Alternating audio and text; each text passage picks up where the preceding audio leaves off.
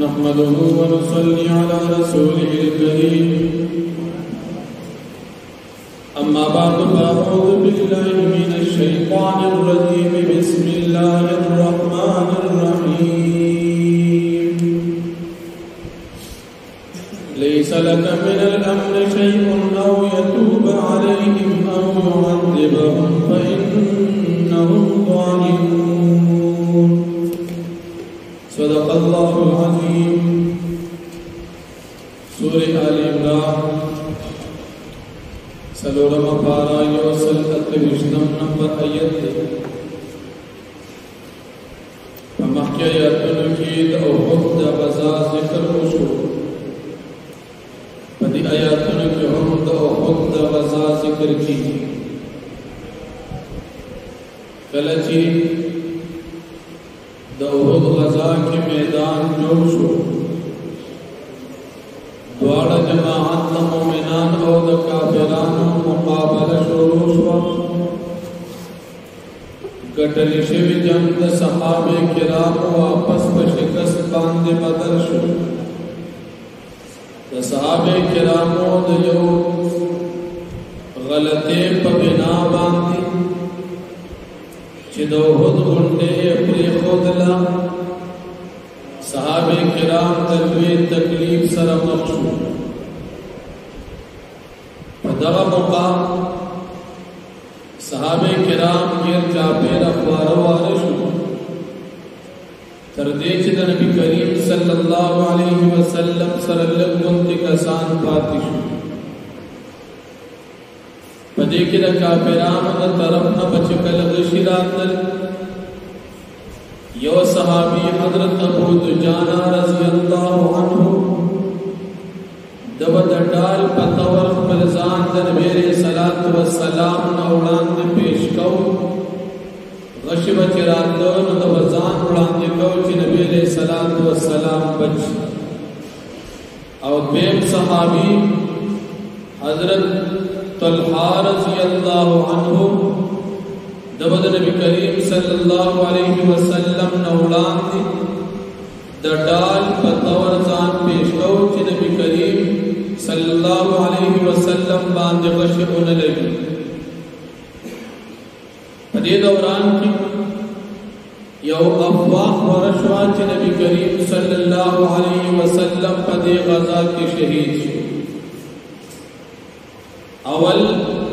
فتحہ پشکست سر پتلے دو کی صحابہ کرام دلوی مصیبت دو تکلیف سر مخشو او بیا چکلد نبی علیہ السلام دا شہادت دا افاق و رشوہ دا مسلمانان و صحابہ کرام حوصلے نور ہم اخ وزید او کمزور شوی چی نبی علیہ السلام شہید شو پدی دوران کی بعضی صحابہ کرام اغلی چاہی اقبل زندگی پا دنیا کی بیا نفو خولا یو صحابی دی حضرت انس ابن نظر رضی اللہ عنہ چی دا حضرت انس ابن مالک رضی اللہ عنہ اتردی پدی جہاد کے موجود دی کلچ دا آواز ولگی دی چی نبی علیہ السلام شہید شو اغوی زمان پا دنیا کی دا زندگی پیدا پاتے نشو امام الانبیاء پر محبوب منگا نوینو زمان دا جن مقصد سکو نبی علیہ السلام زمان نلالو ان پتا سی جن سکو اگر کمال عشق دا نبی علیہ السلام سا پدی دوران حضرت سعد رضی اللہ عنہ دی انس رضی اللہ عنہ مقی قرار انس ابن نظر رضی اللہ عنہ دی تبوس کی جرق زیادہ ویزا خودی غرط مقامت ورزم وی ماتا دا دی احد دا غرنا دا جنت خوشبو رازم او پتی دوران کی تری راو السلام دا کافران پلشکر ورننا ورد او دیر پا بہادرے او پا غیرت سر وجن دیدو تردے کی شہید صحابہ کرام دا قربانی او دا نبی علیہ السلام سر تم رمینا کہ نبی علیہ السلام نین ہم پر دنیا کے سکو حقیقت کی دا نبی علیہ السلام عاشقان دا صحابه کرام اوس په دنیا کې او سړی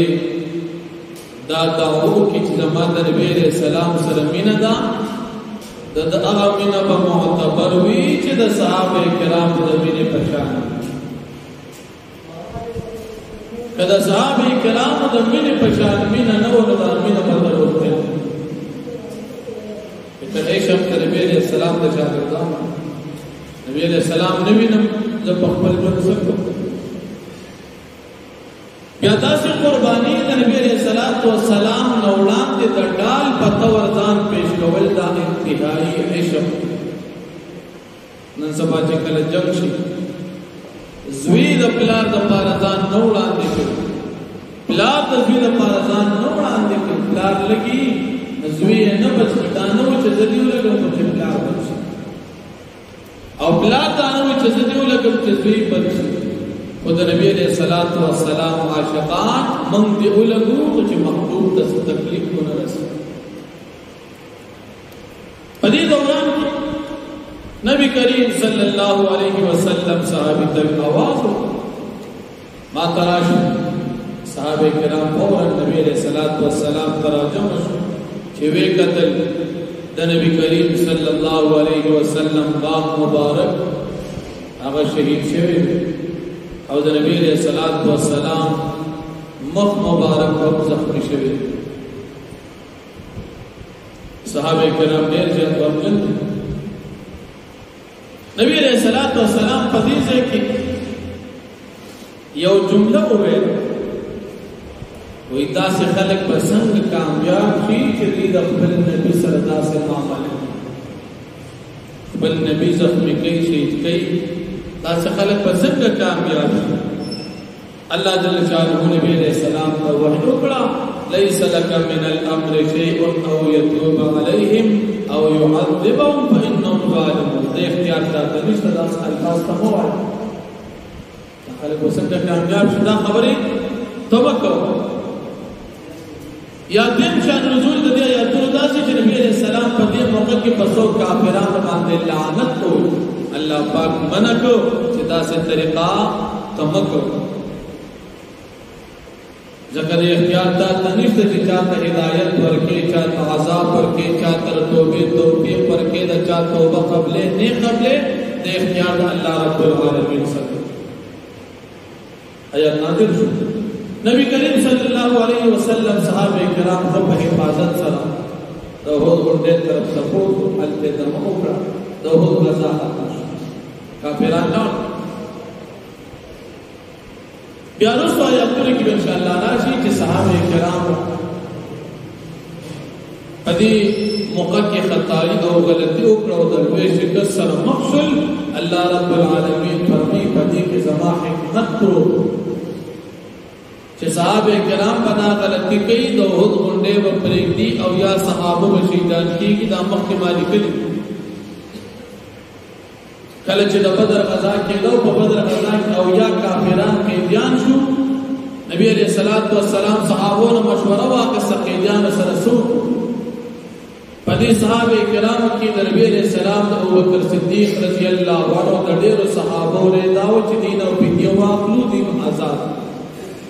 عمر فاروق رضی اللہ عنہ فرمایل چې زماره داد چې هر سړی د خپل رشتہ دار مړ کې په خپل لاس نبی علیہ الصلوۃ والسلام چې رحمت للعالمین دا تمنا دا و چې دین فدیه والو آزاد کړي فدیه واخستل الله جل شانه تنبیه ورکړي چې فدیه په واخستلا خو مخ کې بددی په بدل کې تاسو ته تکلیف درنسي فدیه ملو شو ورپسې پدرین کا د هجرت باندې د هود په غزا کې داغه برابر او یا صحابه شهیدان او چې الله پاک ویلو چې تاسو د پاره مخکې نه دامه مقرره کړې و چې تاسو په دې اخلي د هود په غزا کې تاسو ته دا تکلیف در رسیږي چې دا او یا صحابه کرام با او یا قیدیان په بدل کې تاسو شهیدان اگر چې شهادت دا هم وی مقام دې په قسمت ملاوي او د صحابه کرام انتهایی زیات محبت د شهادت سره مدام د دوی لپاره یو اعزاز او د ارمانو لیکن خامخا خفقان خودی تکلیف ورسېدو لیکن دا اللہ پاک مخکر مقرر کرو او اللہ پاک بار بار فرمائی رسول براشی ہو چه تاسو تر تکلیف ورسیدو دا تاسو خپل خطایي و ګټل شوی جنگ تاسو په شکست بدل شو تاسو غلطي و بہت کونډه مو کنو خپل کې دا تکلیف په نو رسیدل او بیا الله پاک نبی علیہ الصلوۃ والسلام ته فرمایي چې د صحابو د پاره معافي وغواړه صحابه کرام سره مشورم کوا او صحابه کرام سره مغه چان لین دین ساته څنګه چې د تکلیف او د شکست نو وړاندې وسره ساته مدانه چې دین غلطي شوتي د خپل مجلس نه اوښه یا د صحابه کرام د غلطي شو تکلیف ورسېدو او تو معافي وکړه معافي او توبه دعا او توبه او مزید هم د دې سره خپل مشورې جاری ساته نو الله جل شانه فرمایي ليس لك من الامر شيء نشتستا د پارا پیغمبر علیہ الصلوۃ والسلام من الامر یو کار نشئ سشی امر مراد لعنت کی چې په دې کافرانو باندې ته لعنت به د الله ته جایز نه لري په بندو کافرانو باندې لعنت او یتوب علیهم